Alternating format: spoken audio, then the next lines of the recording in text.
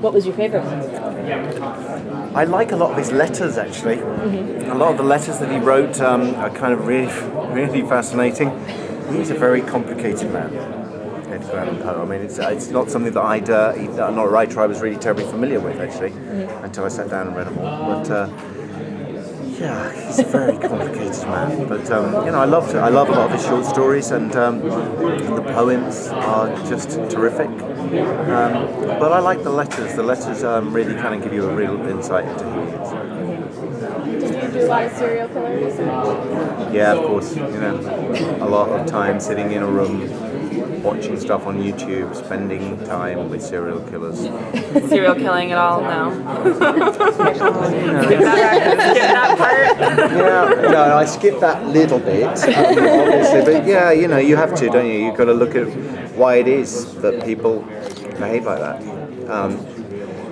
And I'm not sure if we still have an answer to why people step outside the norms of what usual human behaviour is, and seem to have kind of empathy bypass in their head somewhere. So it's kind of terrifying, and I think that's probably why we find them so fascinating. Is that they're so we do find them fascinating, and especially in America. I think there is a real fascination and interest in the United States about serial killers. That's the question I keep throwing out to everybody. The fact that, I'm sorry to bore you again, but the fact is we have Dexter and Hannibal and Clarice and Norman Bates is coming, and you guys. What the hell's going on? I know, really, what's going on? It's the kind of the obverse of the 50 Shades thing, isn't it? It's on the one hand, everybody's fascinated by spanking suddenly, and on the other hand, everybody's really fascinated by serial killers. Are these two events connected? That's what we want to know. That's what we want to know. I do find it. And it is fascinating. I mean, I guess for me, in terms of the fact that he's not just your average serial killer. Average, in inverted commas. It's not just about the day-to-day killing. It's, for me, the thing that really terrifies me about him is his super objective, which is clearly something that only he understands and he knows, but it's much bigger than anything that we can imagine it is. And that's kind of the going into the unknown in terms of, if you're building a cult of serial killers, what is it you're trying to achieve? And we will, layers of that particular onion will keep being revealed more and more every week about how far he sees his reach going. He's incredibly malign. Really black and green spots upon his heart. Do you think maybe there was a turning point for him to start doing all of this? Because he had a perfect life so far. Yeah, yes, he did. I mean, one of the difficulties about talking and doing press for a show like this is that an awful lot of those answers are not in my head. They are in the head of Kevin Williamson. So, although there are lots of stuff and backstory that we've discussed and we've talked about, there are things that only he will want to reveal as time goes on. So, it's quite tricky sometimes playing a part in a network show, often because you want to take the writer and go, help me here! What is it? Why is he like this? As far as highly educated serial killers go, obviously Hannibal Lecter casts a large shadow on the landscape.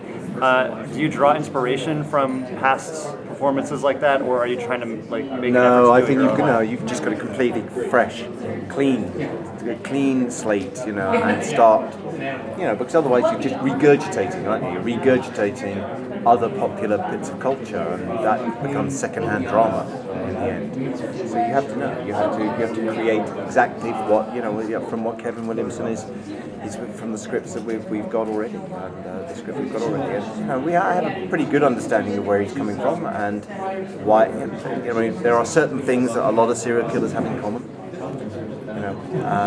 Powerlessness, a feeling of powerlessness as they're growing up, that they need to then try and re-control and exert control over their lives by exerting power on other people. They're often incredibly pathetic individuals who think themselves to be supermen. but clearly they're not. You know, they are weak and sad individuals. Are you concerned at all about spending 15 episodes a year in this guy's head? I mean, does that like wear on you? I don't know. I think British actors have quite a good skill. I mean, British actors do this thing of, you know, you turn it on action and you turn it off on cut, and that's the way I remain sane. I'm not. No, I'm not. I'm not a big method actor. I guess in that way, I don't. I think that, you know, whatever floats your boat and the way you get a performance together is whatever the most effective way of doing that is, and works for you and works for this piece. I'm not somebody who will be sitting thinking, you know, taking this character home with me at the end of the day. I have kids. Why do you think Joe's followers are so attracted to him? He's a very charismatic man. You know, he's got an incredible energy to him. And, you know, there have been serial killers, as we all know. And I think one of the important things is we don't mention these other serial killers. We don't mention their names because they read newspapers. They like the fact that they're talked about. It gives them enormous pleasure, the idea that an actor might be basing their character upon them. And I think it's really important. Your job is not to let those people feel that. You know, don't give them any more power than they already have. But you know, I think that you know, we know that there have been serial killers who have used other people to kill. We know that there have been serial killers who have been heads of cults, who have you know, who have managed to convince hundreds of people to commit suicide, for example. You know, so there it's enormously charismatic of them. It's just the way they look you right in the eye. That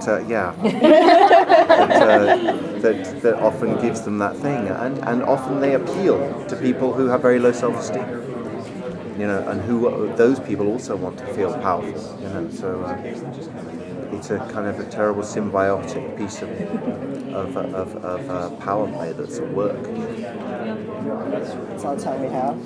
Is that it? If I can have We have plenty of time. Thanks very much.